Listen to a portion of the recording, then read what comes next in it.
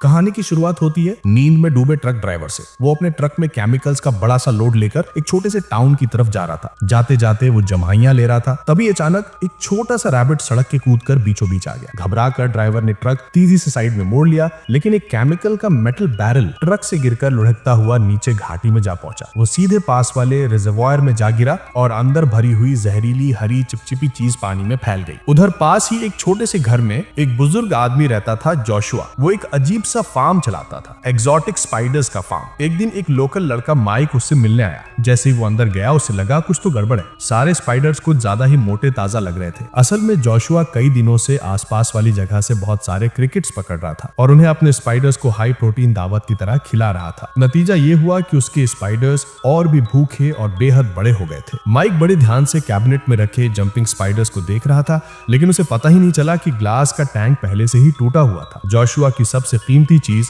एक बहुत बड़ा टेरांचुला जो उस क्रैक से बाहर निकल चुका था। जोशुआ उसे घर घुमाते घुमाते अपनी स्पाइडर ज्ञान की बातें बताने लगा, जैसे कि ये और वीवर स्पाइडर्स इनके मेल फीमेल को इंप्रेस करने के लिए बड़ी मेहनत करते हैं और ये बीटल्स तक पकड़ कर लाते हैं। कभी कभी कोई माउस तक गिफ्ट की तरह लपेट कर लाते हैं, पर फीमेल्स का साइज मेल से 3 गुना बड़ा होता है। जब ये अपना शिकार पकड़ लेती हैं तो सीधा जहर इंजेक्ट कर देती हैं, जिससे अंदर की सारी चीजें सूप जैसी बन जाती हैं और फिर शिकार जब जिंदा ही होता है वो धीरे धीरे उसे चूस कर खाली कर देती है। थोड़ी देर बाद माइक घर जाने लगता है। जोशुआ ने उसे बाहर तक छोड़ा और वापस अपने स्पाइडर्स को संभालने लग गया। लेकिन जैसे ही माइक गया, वही भागा हुआ टेरांचुला चालाकी से जोशुआ की पीठ पर चढ़ गया और झट से उसकी गर्दन पर काट लिया। जहर चढ़ते ही जोशुआ पागलों की तरह इधर उधर भागने लगा। वो गुस्से और दर्द में सारे कांच के केजेस तोड़ बैठा और देखते ही देखते सैकड़ों स्पाइडर्स बाहर निकलकर चारों तरफ फैल गए, जैसे किसी ने पूरे टाउन पर 8 टांगों वाले डरावने जानवरों की सेना छोड़ दी। एक हफ्ते बाद टाउन स्वागत कर रहा था अपने पुराने हीरो क्रिस मैकॉर्मैक का। वो लोकल माइन ओनर का बेटा था। उसके डैड की मौत 10 साल पहले हुई थी और तब से वो माइन छोड़ दी गई थी। क्रिस वापस आया था ताकि वो माइन का मसला सुलझा सके। वो अपनी आंट ग्लैडिस के पास ठहरा हुआ था। उधर माइक की मॉम शेरिफ समैंथा पार्कर पेट्रोल पर निकली हुई थी। उसकी नजर रिवर बैंक के पास एक अजीब से केमिकल बैरल पर पड़ी। पास जाकर देखा तो अंदर बचा हुआ केमिकल बिल्कुल भी सुरक्षित नहीं लग रहा था। उसका डेप्यूटी पीट भी वहां आ गया, मगर पीट दिमाग से थोड़ा स्लो था। गंदे फटे हुए रबर ग्लव्स पहनकर उसने बैरल पोंछा और फिर उसी हाथ से अपना गंजा सा रगड़ दिया। उसने खुद को केमिकल वाला फ्री स्काल्प ट्रीटमेंट दे दिया। वापस स्टेशन जाते हुए समैंथा ने कुछ बाइकर्स को रोका, फाइन भी काटा और थोड़ी ग्लास भी लगा दी। उन्हीं में से एक लड़की, उसकी रेबेलियस बेटी एशली का बॉयफ्रेंड ब्रेट, ये सब देखकर भड़क गया। उसने धमकी वाले टोन में कहा कि वो अपने स्टेप डैड जो मेयर हैं उनसे कंप्लेन करेगा। रात को माइक को जोशुआ की याद आई। उसने उसे कॉल किया, लेकिन किसी ने फोन नहीं उठाया। उसे क्या पता था कि जोशुआ और उसका पूरा स्पाइडर फार्म जालों में लिपटा पड़ा है। उधर मेयर वेड एक टाउन हॉल मीटिंग कर रहा था। बड़े ही मीठे चेहरे के साथ वो लोगों को समझा रहा था कि वो अपनी जमीनें एक बाहर की कंपनी को बेचते हैं। वो कह रहा था कि इससे टाउन की इकोनॉमी एकदम झट से सुधर जाएगी। पर टाउन के लोग अच्छे से जानते थे कि वो किस तरह का आदमी है। सबको शक था कि वो चालाक ओल्ड फॉक्स इस बार भी कोई नया स्कैम करने वाला है। किसी ने ये भी बात उठाई कि असली मसला तो उनके घरों के नीचे वाली माइंस है। लोगों को याद था कि क्रिस के डैड ने मरने से पहले दावा किया था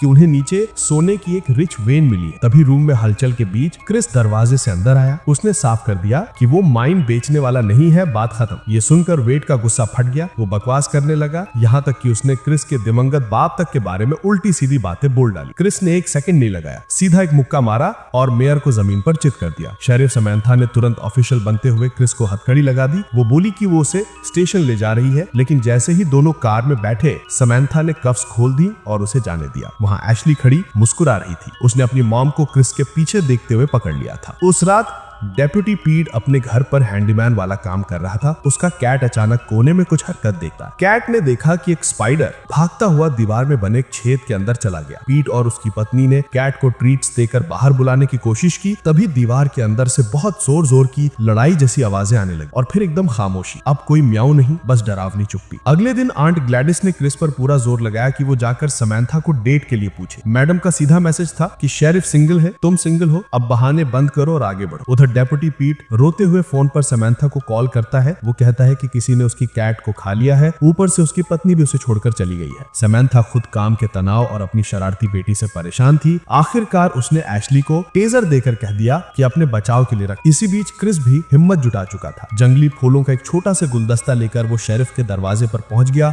उसे डेट पर ले जाने के लिए पूछने के लिए। दूसरी तरफ छोटा माइक अकेला हिम्मत करके जोशुआ के फार्म की तरफ निकल पड़ा। वो गेट धकेल कर अंदर गया और मोटी मोटी स्पाइडर वेब्स को रास्ते से हटाते चला गया। प्रूफ के लिए उसने अपना रिकॉर्डिंग वाला डिवाइस निकाला। घर के अंदर जोशुआ कहीं नहीं मिला, बस एक कोने में उसकी खाली पड़ी शूज की जोड़ी थी। जमीन जॉइंट फुटप्रिंट्स और जालों से भरी हुई थी। सारे निशान सीधे माइन की तरफ जा रहे थे। माइक ने अपनी लाइट ऑन की और माइन के अंदर घुस गया। वो कुछ ही दूर गया कि उसने पास ही कुछ ऐसा देखा जिससे उसकी जान सूख गई। सामने ही एक भयानक विशालकाय स्पाइडर बैठा था। उधर क्रिस भी अपने पिता का माइनिंग बिजनेस संभालने का फैसला कर चुका था। माइन का निरीक्षण करते हुए उसने वर्कर्स को चेतावनी दी कि मीथेन लेवल बहुत हाई है, इसलिए एक्स्ट्रा सावधानी बरतें। टाउन वापस लौटते हुए क्रिस की माइक से मुलाकात हो गई, जो डर के मारे माइन से भागकर बाहर आ रहा था। क्रिस ने उसे गाड़ी में बैठाया। माइक ने गर्व से वो चीज दिखाई जो उसने काट कर ट्रॉफी की तरह रख ली थी, एक बहुत बड़ी स्पाइडर की टांग। उसने घबरा कर बताया कि भागे हुए स्पाइडर्स ने माइन में डेरा डाल लिया है और अब मॉन्स्टर बन चुके हैं। क्रिस को लगा बच्चा घोस्ट स्टोरी सुना रहा है। वो हंस पड़ा और बोला,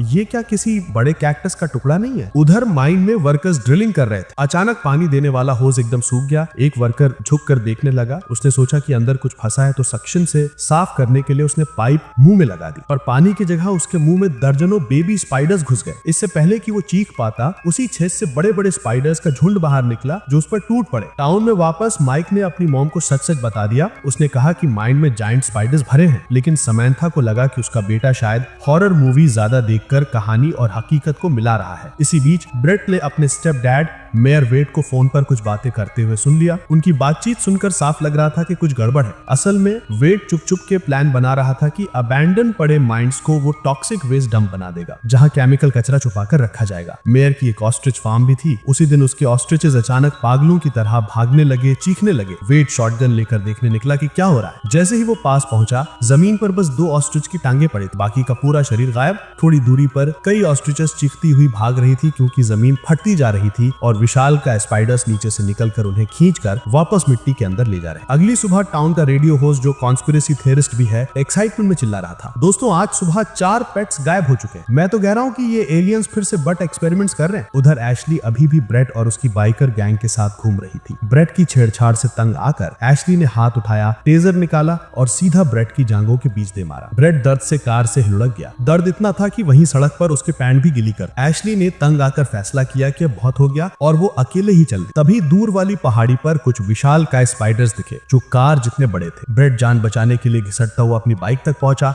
उसने बाइक स्टार्ट की और भागने की कोशिश की, लेकिन ये जंपिंग स्पाइडर्स बेहद तेज थे। वो पलक झपकते ही उसके दोस्तों तक पहुंच गए। राइडर्स चीख भी नहीं पाए और स्पाइडर्स ने एक एक करके सबको खत्म कर दिया। आखिर में सिर्फ ब्रेट बचा और वो जान बचाकर भाग रहा था। एक स्पाइडर ने उस पर छलांग लगाई, पर ब्रेट ने डर के मारे उसे लात मारकर दूर फेंक दिया। लेकिन राहत ज्यादा देर की नहीं थी। ये पूरा झुंड अचानक मुड़ा और उनकी नजर गई एक चलते हुए ऑयल टैंकर पर। सारे स्पाइडर्स एक साथ उस पर टूट पड़े, जैसे कोई रसोई में रखे खाने पर कॉकरोचेस कूद पड़ते हैं। उन्होंने टैंकर को पलट दिया, जो सीधा बिजली के खंबे से जा टकराया। तेज धमाके के साथ टैंकर फट गया। आग आसमान तक उठ गई। कई स्पाइडर्स भी धमाके में उड़े, लेकिन इसकी कीमत टाउन को चुकानी पड़ी। पूरा फोन नेटवर्क जलकर खत्म हो गया। अब टाउन का कोई भी व्यक्ति बाहर की दुनिया से संपर्क नहीं कर सकता था। ब्रेट नजदीक ही कहीं छिपा बैठा था। उसे लगा वो बच गया है, लेकिन जब उसने देखा तो उसे पता लगा कि जंपिंग स्पाइडर सारे मरे नहीं थे। मिट्टी और कालिक से लथपथ ब्रेट को मजबूरन जान बचाने के लिए माइंस में छिपना पड़ा। अब अगली शिकार बनी आंट ग्लैडिस की छोटी डॉग। उसे बेसमेंट से अजीब आवाजें सुनाई दी। वो नीचे उतरकर देखती है तो फर्श में एक बेहद बड़ा गड्ढा बना हुआ था, जो सीधा गहराई तक जा रहा था। जैसे ही वो पास गई, एक झुंड भूखे ऑब वीवर्स गड्ढे के अंदर से उसकी तरफ बढ़े। इसी बीच क्रिस ठीक समय पर वहां पहुंचा। वो ग्लैडिस के पीछे पीछे बेसमेंट में उतरा, लेकिन उसे सिर्फ गड्ढे के पास पड़ी एक और विशालकाय स्पाइडर की टांग मिली। तब जाकर क्रिस को एहसास हुआ, माइक झूठ नहीं बोल रहा था। यहाँ सच में मॉन्स्टर्स हैं। क्रिस बिना एक सेकंड गवाए माइक को ढूंढने पहुंचा। उसने स्पाइडर की वो टांग टेबल पर पटकी। माइक ने एक नजर में पहचान लिया, ये उसी जायंट 8 टांगों वाले फ्रीक की टांग थी जिसे उसने माइंस में देखा था। माइक ने तुरंत समझ लिया कि इतनी बड़ी टांग टूटकर गिर सकती है तो असली स्पाइडर कितना विशाल होगा। उसके हिसाब से आंट ग्लैडिस शायद अभी भी जिंदा हो। मेल स्पाइडर्स आमतौर पर अपने शिकार को रोमांटिक गिफ्ट की तरह लपेटते हैं और फिर उसे जायंट फीमेल को डिनर के लिए पेश करते हैं। उधर एशली अपने अपने कमरे में उदास बैठी थी। तभी खिड़की के बाहर एक विशाल शैडो गुजरी। एक बड़ा सा ऑफ व्यूअर चुपचाप कमरे में घुस आया। अगले ही पल वो एशली पर टूट पड़ा। उसने एशली को काटा और उसे जिंदा इंसानी कुकून की तरह लपेटने लगा। एशली चीखते चीखते बदहवास हो गई। आवाज सुनकर क्रिस कमरे की तरफ दौड़ा। उसने लकड़ी की स्टूल उठाई और स्पाइडर पर दे मारी, पर वो जानवर बहुत ताकतवर था। उसने पलटकर क्रिस को कोने में उछाल दिया। ऐसा लग रहा था कि क्रिस भी मिनटों में जाल में लिपटने वाला है। लेकिन ठीक उसी समय उसकी मॉम शेरिफ समांथा दरवाजा तोड़कर अंदर घुसी। उसने शॉटगन उठाई और सीधे निशाना लेकर फायर कर दिया। वो 8 टांगों वाला डेथ जोरदार धमाके के साथ उड़ गया। फिलहाल कमरा फिर से सुरक्षित था। समांथा को समझ आ गया था कि ये बहुत बड़ा संकट है। उसने तुरंत डेप्यूटी पीट को कॉल किया। उसे बोला कि जो भी हथियार मिले सब उठाकर अभी के अभी यहाँ पहुंचो। पीट ने इस बार बिल्कुल खिलवाड़ नहीं किया। उसने पूरा सामान लोड किया और गाड़ी लेकर निकल पड़ा। उधर माइंस में छिपा बैठा ब्रेड घूमते घूमते सीधा जायंट फीमेल स्पाइडर के ठिकाने तक जा पहुंचा। उसने अपनी आंखों से देखा वो विशाल ऑफ व्यूअर कैसे माइनस को एक एक करके चूस रही थी, बिल्कुल ऐसे जैसे कोई स्ट्रॉ से बबा पर्ल्स खींच ले। इधर माइन के बाहर कुछ और स्पाइडर सीधा शहर की बार्बर शॉप तक घुस आए। अंदर घुसते ही उन्होंने एक बूढ़े आदमी को इंसानी बुरीटो की तरह लपेटा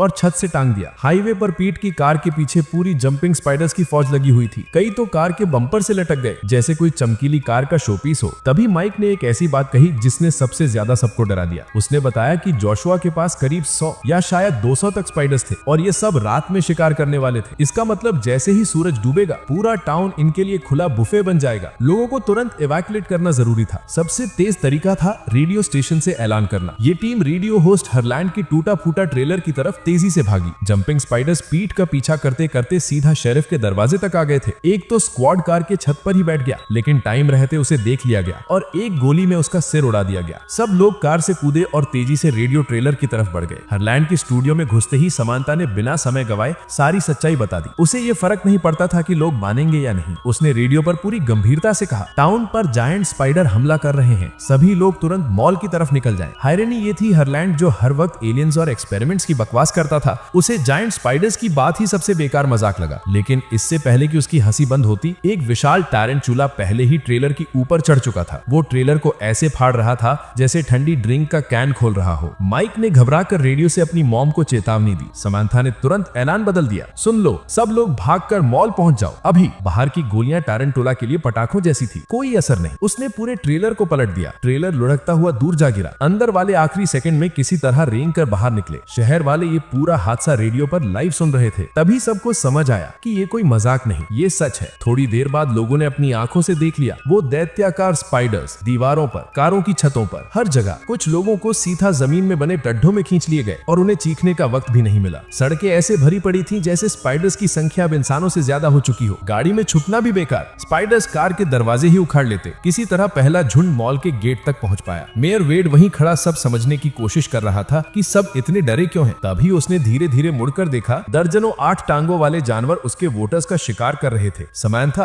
क्रिस और बाकी लोगों ने गोलीबारी करके भीड़ को अंदर पहुंचने का मौका दिया। सब आखिरी सेकंड में मॉल के अंदर कूदे और धड़ाम की आवाज के साथ सिक्योरिटी गेट बंद हुआ। वो गेट ही स्पाइडर्स की पूरी फौज को बाहर रोक पा रहा था। अंदर पहुंचकर भीड़ टूटने को तैयार थी। हर कोई चीख रहा था कि ये हो क्या रहा है। माइक आगे आया और बोला, ये स्पाइडर्स आवाज और वाइब्रेशन से शिकार करते हैं। तो जितनी जोर से लोग चिल्ला रहे थे उतने ही ज्यादा स्पाइडर्स उनकी तरफ खींचे चले आ रहे थे। तो अगर सबको जिंदा रहना था तो चुपचाप रहना पड़ेगा और चलना बिल्कुल हल्के कदमों से। फर्श पर जोर से पैर पटाखने की गलती बिल्कुल नहीं करनी थी। अब अगला बड़ा काम ये था कि फौज को कैसे बुलाया जाए। मेयर वेड के पास एक फोन था, लेकिन मॉल के अंदर नेटवर्क पूरा कचरा था। कॉल लगाने के लिए छत पर ही जाना पड़ेगा। बचे खुचे लोग मॉल की दुकानों में घुसकर जो भी चीज हथियार की तरह इस्तेमाल हो सकती है सब उठाकर ले आए। हरलैंड और क्रिस को रूफ पर चढ़ने का काम मिला। निकलने से पहले माइक ने एक बड़ा काम की टिप दी। उसने कहा कि अपने ऊपर कोई भी तेज बदबू वाली चीज डाल लो ताकि स्पाइडर्स का सेंसर कंफ्यूज हो जाए, कम से कम थोड़ी देर के लिए ही सही। रूफ पर उस टाइम कोई स्पाइडर नहीं था, लेकिन नीचे पार्किंग में वो विशाल टारंटुला ऐसे घूम रहा था जैसे कोई टैंक।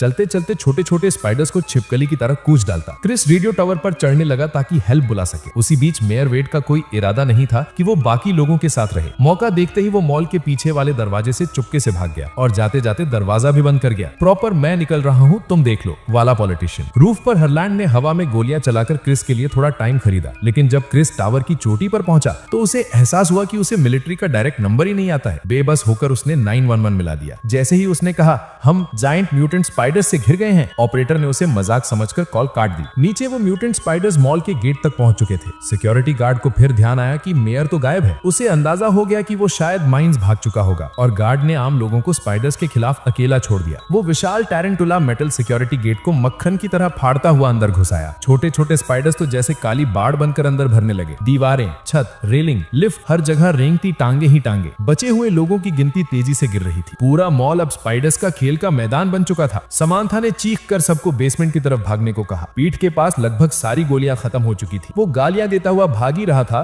कि एक स्पाइडर की लंबी टांग उसके पांव से लिपट गई। घबराकर उसने पास पड़ी चेनसा उठाई और व्रूम करके चला दी। उधर रूफ पर हरलैंड को ऊंचाई से भयंकर डर लगता था। उसे पता था कि सिग्नल के लिए ऊपर चढ़ना पड़ेगा, पर उसके पैर इतने कांप रहे थे कि वो एक कदम नहीं बढ़ा पा रहा था। बैलेंस बिगड़ा और वो छत से नीचे गिर गया। किस्मत अच्छी थी, झाड़ियों में गिरा, जान बच गई। स्पाइडर्स टावर पर चढ़ते जा रहे थे तो क्रिस को मजबूरन एक केबल पकड़कर सीधा नीचे वेंटिलेशन शाफ्ट में फिसलना पड़ा। माइंस के अंदर ब्रेड को आखिरकार उसका स्टेप डैड मेयर वेड मिल ही गया। दोनों ने मुश्किल से दो बातें ही की थी कि एक स्पाइडर अंधेरे से कूद कर आया और मेयर को गहरी सुरंगों में ले गया। डैड बोलने का टाइम भी नहीं मिला। समांथा ने क्रिस को वेंट से बाहर निकालने में मदद की, लेकिन कोने में छिपा एक स्पाइडर बूढ़े सिक्योरिटी गार्ड पर टूट पड़ा। वो बच नहीं पाया। बेसमेंट में सबको लगा कि शायद अब वो सेफ है, लेकिन जल्दी ही बाहर से कोई बहुत भारी चीज दरवाजे पर टकराने लगी। सबकी सांसें रुक गईं। दरवाजा जब आखिरकार टूटा तो वो कोई स्पाइडर नहीं था, ब्रेड था। फोर्कलिफ्ट चलाते हुए उसने पूरा दरवाजा ही उखाड़ दिया और अंदर घुस आया और सबकी जान ही निकल गई उसे देखकर। क्रिस को माइंस का नक्शा पता था तो उसने सबको अंडरग्राउंड टनल्स के रास्ते बाहर निकालने का फैसला किया। कुछ ही देर में सबको हवा में एक जानी पहचानी बदबू महसूस हुई, मीथेन। इसका मतलब था कि बस एक चिंगारी पड़ी और पूरी खान किसी पटाखे की फैक्ट्री की तरह उड़ जाएगी। आगे चल रहा सिक्योरिटी गार्ड सबसे पहले फंस गया। एक स्पाइडर ने उसे अंधेरे में खींच लिया, लेकिन कोई भी गोली चलाने की हिम्मत नहीं कर पा रहा था, क्योंकि एक भी गोली यानी सबका एक साथ हवा में उड़ जाएगा। सौभाग्य से उस वर्कर के पास अब भी उसका क्रॉसबो पड़ा था। आखिरकार उनके पास एक ऐसा हथियार था जिसे दूर से चलाया जा सकता था। बाहर निकलने का रास्ता ठीक जायंट फीमेल और वीवर के बिल के बीच से जाता था। चारों तरफ की दीवारों पर सफेद कोकून लटके थे। कुछ में सिर्फ सूखे हुए जिस्म थे, लेकिन कुछ के अंदर से अब भी तड़पने की आवाजें सुनाई दे रही थी। मेयर वेड उल्टा लटका था। ऐसा लग रहा था जैसे कोई कच्चा बेकन हवा में टंगा हो, बस पकाए जाने का इंतजार कर रहा हो।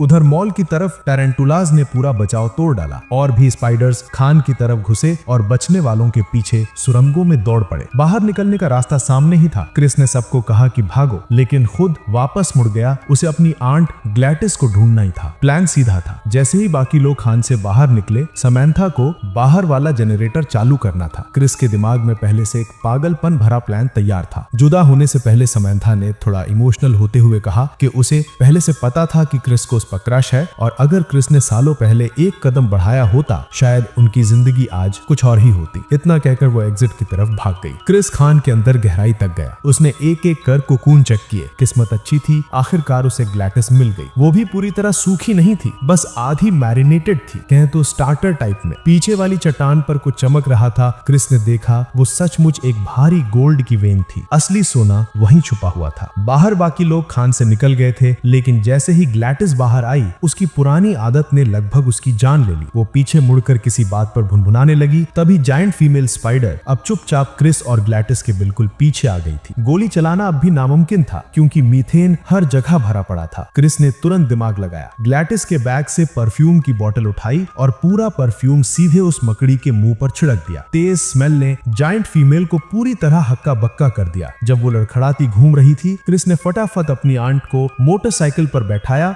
और फुल स्पीड में निकल पड़ा। पीछे से डिजी स्पाइडर और उसके पूरे मिनियंस का झुंड उनका पीछा करता हुआ आ रहा था। वहीं दूसरी तरफ समांथा जनरेटर तक पहुंच गई थी। उसे अपनी बेटी का टेजर याद आया। उसने देर नहीं लगाई, सीधा टेजर जनरेटर के स्विच में ठोक दिया। बिजली चटाक से टूटे हुए बल्ब तक पहुंची और बस एक स्पार्क निकला। पूरी खान मीथेन से भरी थी। अगले ही पल एक भयानक धमाके के साथ पूरी माइन आसमान में उड़ गई। सारे स्पाइडर्स जायंट फीमेल समेत आग के सागर में समा गए। क्रिस और ग्लैटिस मोटरसाइकिल पर थे। जैसे ही आग पीछे से लपकी, वो सुरंग के मुंह से बाहर फट पड़े। खान उड़ चुकी थी और बोनस में मेयर का शॉपिंग मॉल भी साथ में उड़ा दिया। कुछ देर बाद धूल बैठी तो अगले शहर की पुलिस और फायर ट्रक सायरन बजाते पहुंच गए। पता चला ये सब लोग हार्लैंड के शो के फैन थे। जब उन्हें रेडियो पर हार्लैंड की असल में घबराई हुई आवाज सुनाई दी तो उनका पहला रिएक्शन था, ओह बाप रे, इस बार तो सच में गड़बड़ है। तो सारे के सारे फटाफट दौड़ पड़े मदद करने। अंत में डेप्टी पीट को एक अजीब सी बात पता चली। जिस दिन वो केमिकल वाले बैरल में लथपथ हुआ था, उसके चमकते गंजे सिर पर सचमुच नए बाल उगने लगे थे। वो literal hair growth poster boy बन चुका था।